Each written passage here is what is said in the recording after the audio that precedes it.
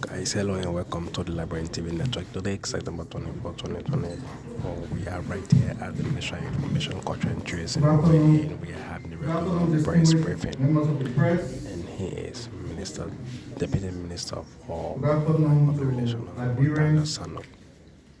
Following us here from the historic Charles Graham conference room here at the Ministry of Information, Cultural Affairs and Tourism.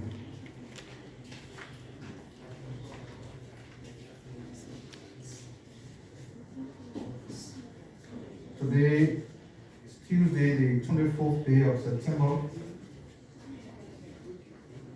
I will have, again, we are here to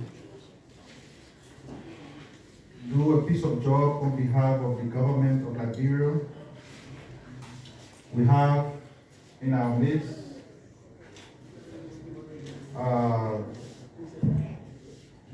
Honorable Game Kobwe. She comes from the Liberia Intellectual Property Office. Honorable Kobwe will provide updates on the current affairs of the Liberia Intellectual Property Office. We will also have our own Madam Kaleatu Conte Buhiri. She's Deputy Minister for Culture and Tourism here at the Ministry of Information. As we all know, on Friday, we'll be celebrating World Tourism Day. She's come here to give you an update of the itinerary leading to the celebration of this year World Tourism Day. Before we hear from our guests, I'm privileged to make the following remarks on behalf of the government of Liberia. As we all be aware, President Joseph Bokai is currently in the United States of America for official business. We plan to address the 79th section of the United Nations General Assembly. Why in the United States? On yesterday, President Joseph Bokai received the Alpha Award of Merit from the Alpha fraternity, recognizing his strong involvement in humanitarian organization.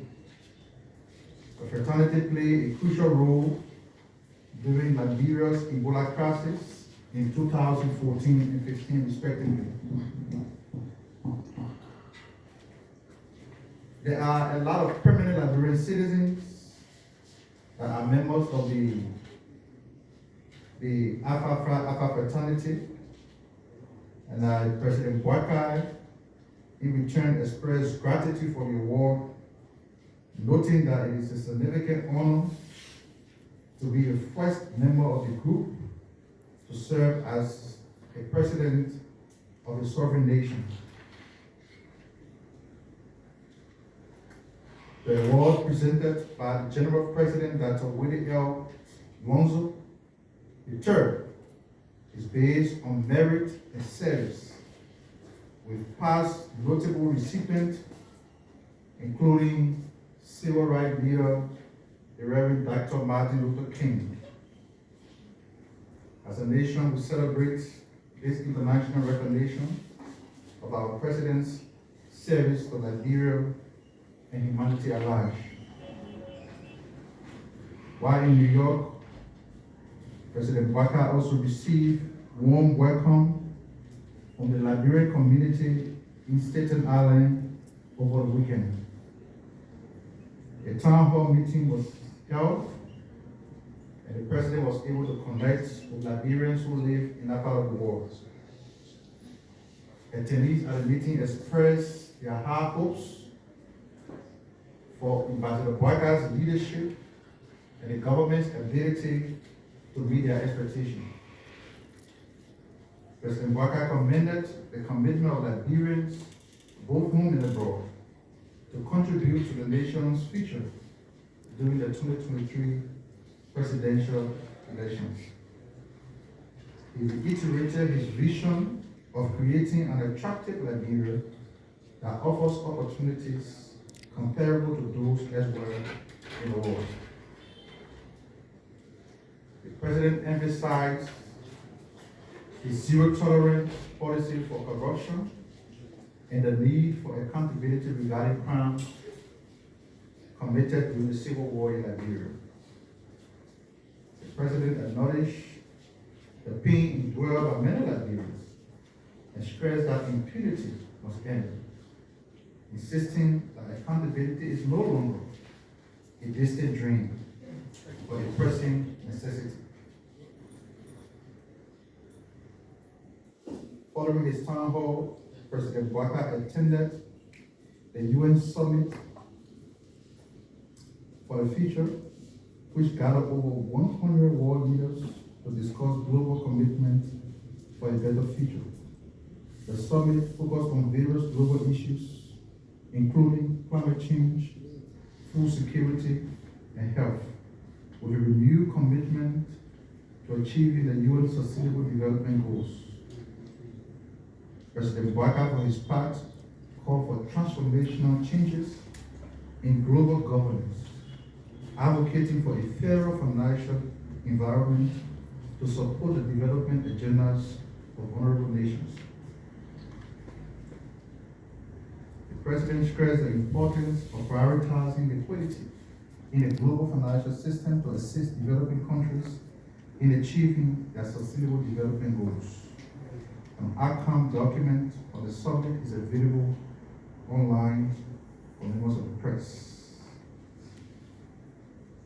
Also, the government of Liberia is impressed by the support of the United States government towards our effort to hold accountable people who are alleged to have committed crimes, war crimes in Liberia during the Civil War.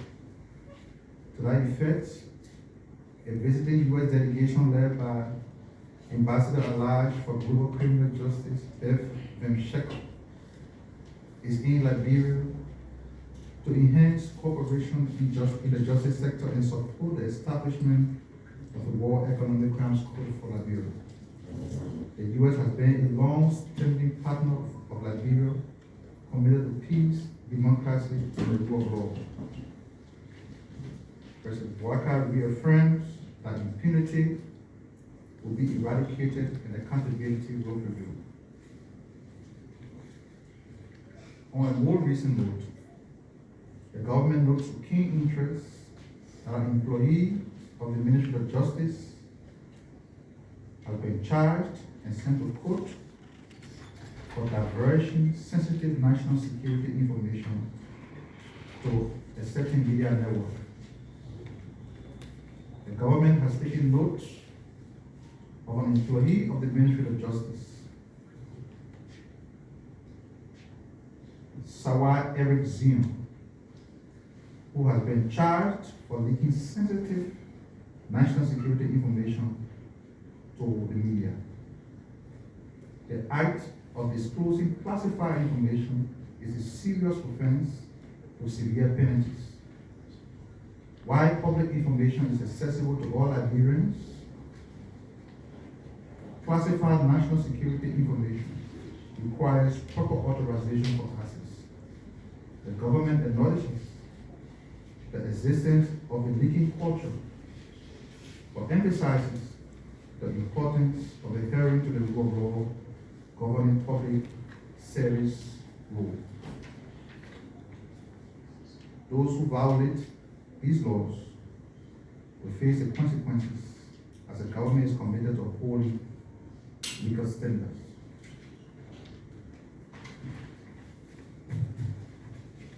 Last week we announced the passing of former Miss Liberia Annie Baudry, so we send the information leading to her funeral rites. A celebration for Annie Wyndham Baudry, Friday, September 27, 2024, family hour at 4 p.m. at the St. Moses Funeral Chapel. Silent wakekeeping at the deceased resident on 6th Street, Single, 6 p.m. on Ali Brown compound. Saturday, September 28, 2014, removal of the body, 7:30. Funeral service at 9:30. Our Lady of Lebanon Catholic Church, St. Joseph Parish, Capitol Hill. On that note, I'd now like to invite